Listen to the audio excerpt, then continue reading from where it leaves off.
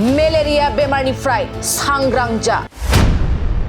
क'क्राझार जिल्लायाव दासिम सा 2096 सुबुंफोरखौ मेलेरिया पजिटिव मोननो हादों।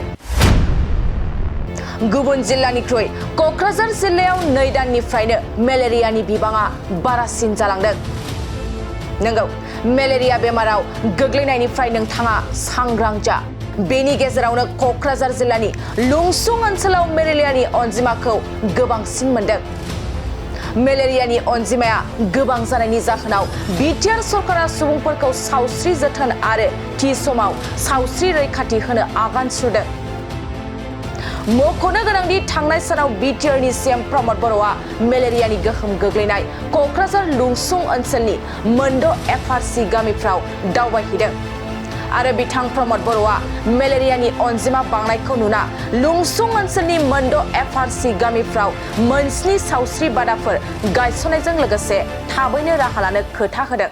আমাৰ বিটিসি অঞ্চলত বিশেষভাৱে আমাৰ কোকৰাঝাৰ ডিস্ট্ৰিক্টত যোৱা 2 মাহৰ পৰা মেলেৰিয়া অলপ কেছ বাঢ়ি আছে। বাকি ডিস্ট্ৰিক্টতো আছে, কিন্তু বাকি ডিস্ট্ৰিক্টৰ কেছটো বহুত কম। কোকৰাঝাৰত আজি এতিয়ালৈকে আমি যেটো হিসাব পাইছো 2096 মেলেৰিয়া পজিটিভ টেষ্ট হৈছে। ইয়াৰ ভিতৰত পিভি যেটো প্লাজমোডিয়াম ভাইভেক্স বুলি কোৱা হয় এটো 1674 আৰু পিএফ এটো 422 আৰু টোটাল 2096 আমাৰ মেলেৰিয়া পজিটিভ পাইছো। আৰু এতিয়ালৈকে আমাক হেলথ ডিপাৰ্টমেন্টৰ পৰা যিখিনি খবৰ দিছে ইয়াত 5 জন মেলেৰিয়া ঢুকাইছে, 7 জন বুলি ৰিপৰ্ট আহিছে, কিন্তু 2 জন অন্য বেমাৰ আছিলে, কিন্তু 5 জন মেলেৰিয়া ঢুকাইছে। ইয়াৰ ভিতৰত শিশুও আছে। মই আজি আমি লুংসুঙলৈ গৈছিলো আৰু লুংসুং এৰিয়াতে সবচে বেছি মেলেৰিয়া পজিটিভ ইটো চলি আছে আৰু সেই কাৰণে অহা পৰহিৰ পৰা লুংসুং এৰিয়াত 6টা আমাৰ এফআৰসি আছে, কিন্তু এটা এফআৰসি ডাঙৰ কাৰণে টোটাল 7টা মেলেৰিয়া কেম্প বা হেলথ কেম্প আমি তাতে এমাহৰ কাৰণে কন্টিনিউ কৰিব বিচাৰিছো। আৰু বাকি আমাৰ কচুগাঁও, দতমা, গোসাইগাঁও এই সাইডেওটো অলপ কেছ আছে কাৰণে কুল মিলাই 12টা কেম্প আমি আৰম্ভ কৰিব বিচাৰিছো।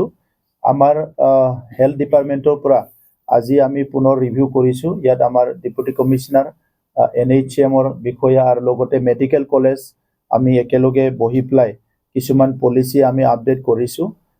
যি অঞ্চলত আমাৰ সাৰ্ভিলেন্স ওয়াৰ্কাৰ কম আছে, যত আমাৰ আশা কৰ্মী কম আছে, সেই অঞ্চলবিলাকত সব মানে ফ্যামিলি টু ফ্যামিলি ভিজিট কৰি প্লাই সবকো যাতে টেষ্ট কৰিব পাৰে, সাৰ্ভে কৰিব পাৰে, ইয়াৰ কাৰণে মেন পাৱাৰটো বাঢ়াই দিয়াৰ কাৰণে আজি সিদ্ধান্ত লোৱা হৈছে।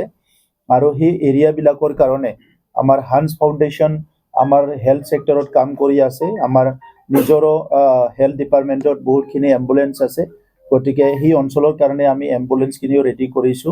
মেডিকেল কলেজতো স্পেশালি মেলেৰিয়া আক্ৰান্ত সকলৰ কাৰণে স্পেশালি আমি ট্ৰিটমেন্ট কৰাৰ কাৰণে ব্যৱস্থা কৰা হৈছে আৰু মেডিকেল কলেজে আমাক কোঅপাৰেট কৰিছে। আৰু ডক্টৰ যত হেলথ কেম্প হ'ব ইয়াতো মেডিকেল কলেজৰ পৰা ডক্টৰ পঠোৱা হ'ব। আমাৰ অসমৰ মুখ্যমন্ত্ৰী ডাঙৰীয়াৰ লগত অলৰেডি আলোচনা হৈছে আৰু মুখ্যমন্ত্ৰী ডাঙৰীয়া অহাকালি গুৱাহাটীৰ পৰা এটা টিম আমালৈ কোকৰাঝাৰলৈ পঠাইছে। তেখেতসকলে অহাকালি আহি পাব আৰু অহা পৰহিলৈ কমিশনাৰো আহি পাব হেলথৰ।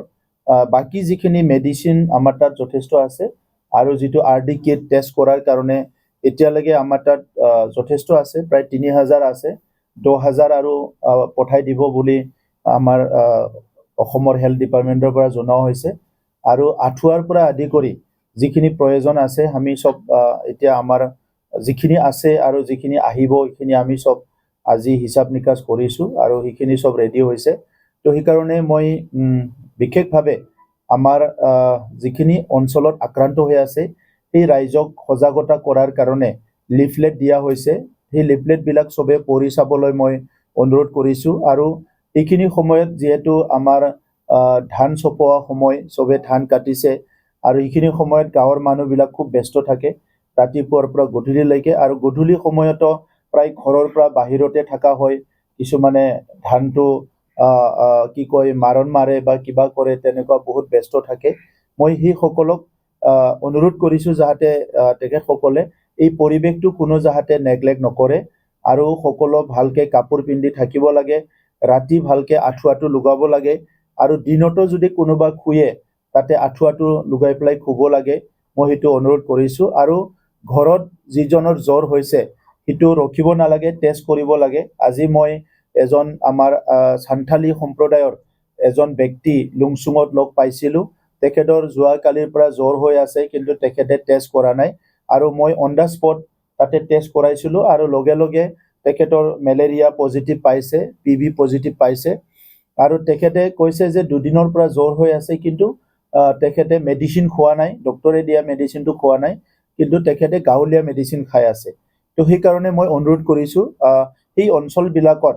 আমাৰ আশা কৰ্মীৰ পৰা আদি কৰি লোকেল ফাৰ্মাচী চবতো যিটো মেলেৰিয়াৰ মেডিচিন ক্ল'ৰকুইন তাত গৈ পাইছে বিভিন্ন মেডিচিনবিলাক গৈ পাইছে যাতে ডক্টৰে দিয়া ড'জখিনি কমপ্লিট কৰে মই সেইটো অনুৰোধ কৰিছোঁ আৰু এতিয়া আমি আজি সিদ্ধান্ত লোৱা হৈছে হোল ফেমিলিকে টেষ্ট কৰা হ'ব ইয়াত যাতে কোঅপাৰেট কৰে কাৰণ কেতিয়াবা কি হয় অলৰেডি মানে বীজাণুটো আছে কিন্তু 2-3 দিনলৈকে কেতিয়াবা জ্বৰ নলায় তো তেতিয়া অলপ কেতিয়াবা ডেঞ্জাৰ হ'ব পাৰে সেইকাৰণে আমি সেই এৰিয়াটো কমপ্লিটলি টেষ্ট কৰাৰ কাৰণে সাৰ্ভে কৰাৰ কাৰণে সিদ্ধান্ত আজি লোৱা হৈছে ইয়াত যাতে সকলো কোঅপাৰেট কৰে এইটো মই অনুৰোধ কৰিছোঁ আৰু এনটিআৰ কোকৰাঝাৰ ডিষ্ট্ৰিক্টতে ইতিমধ্যে আমাৰ হেল্থ ডিপাৰ্টমেণ্টে নোটিছ দিয়া হৈছে যে আমাৰ যিখিনি জ্বৰ আহিব যিসকলৰ জ্বৰ হ'ব তেখেতসকলক যাতে মেলেৰিয়া টেষ্ট কৰে এইটো চবকক কোৱা হৈছে আৰু আমাৰ এডজইনিং ডিষ্ট্ৰিক্টবিলাক তাত যদি পেচেণ্টবিলাক যায় বঙাইগাঁও বা ক'ৰবাত ধুবুৰী